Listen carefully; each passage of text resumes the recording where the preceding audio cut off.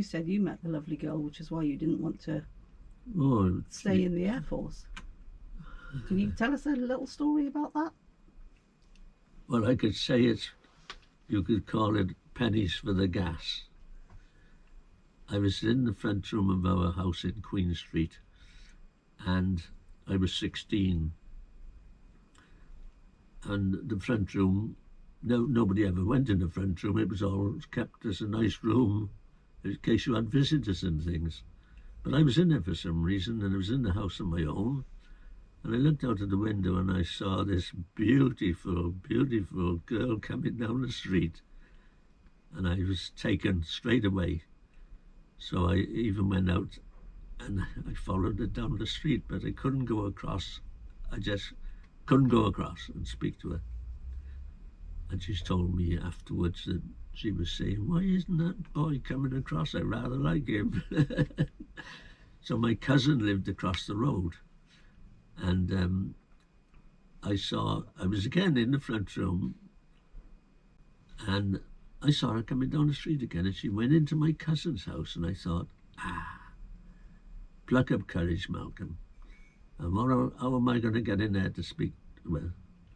I know, I'll go and ask if they got pennies for the gas, because we had a gas meter that had pennies in them. Didn't want any, really. So I went in, and when I walked into the room, there was a mother, there was another elderly lady, there was another elderly lady. I can't do it here. So I turned my back on her, to be honest. I saw her, but I just turned my back, got the pennies and went. And I thought, I've lost that now, that chance. Then there was a knock on my door, and it was my cousin. Girl, friend, same age as my wife. And she said, Malcolm, I think you liked Maureen. I said, I do. I said, she's really gorgeous. She said, but I got a date for you tonight. She'll come across from where she lived on the top end of the street, walk across and stand on the opposite corner. So I was beginning to shave in those days. I got shaved, I got all togged up, ready now for this date. And when the time came, I looked out. No sign of her. I looked out again, no sign of her. She's pulling my leg. So I went over and I knocked the door, and mother came to the door, and I said, is Glenys there? I want a word with her. She said, she's upstairs, I'll call her. Anyway, she called her, and I looked up the street, and then I saw her walking across. So I shouted out, forget it, and off I went. And that was the start of a lovely relationship. And Glenys ended up being your wife? No, Maureen. Maureen was the girl who was at the top end of the street. Right. Now, I see. Yeah. She'd had a lot of trouble with TB from the age of 9.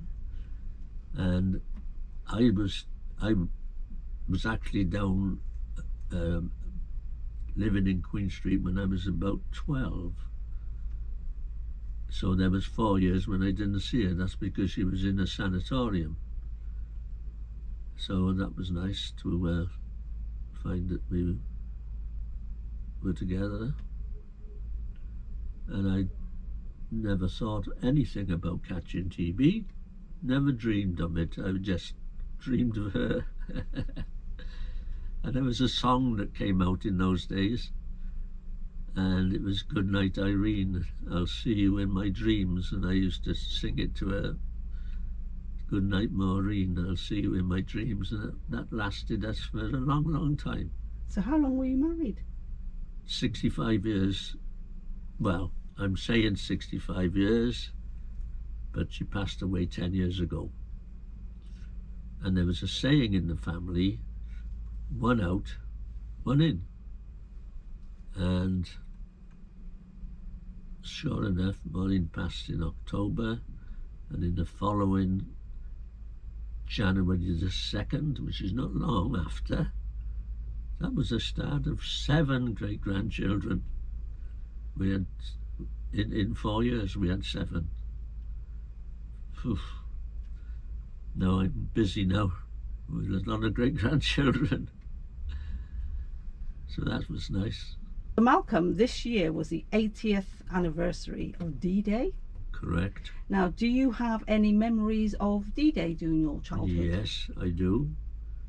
I was about 9 years old, I think, then. And I always used to go down to Portskerry Park.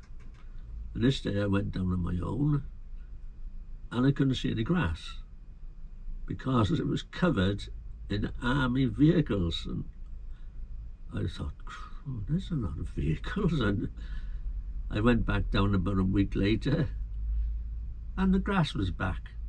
They'd all gone. I didn't see them get in there, and I didn't see them leaving. But that would have been a big operation. I don't know where I was when that happened, when they, moved them all.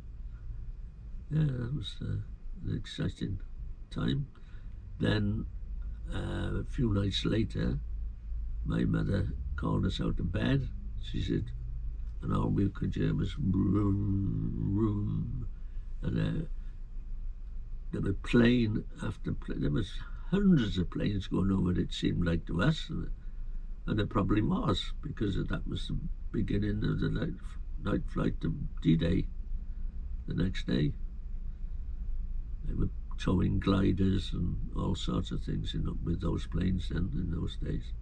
So the vehicles down on Portskerry Park, was this the British Army, or were the Americans involved there as well? Well, I would think they were Americans, because I think I could remember Jeeps, the old American Jeep car. Malcolm, thank you very much for coming along today to talk to us. You have told some inspiring stories from your childhood and also after the war, as you went into national service. These records that we're doing with veterans from the war are invaluable.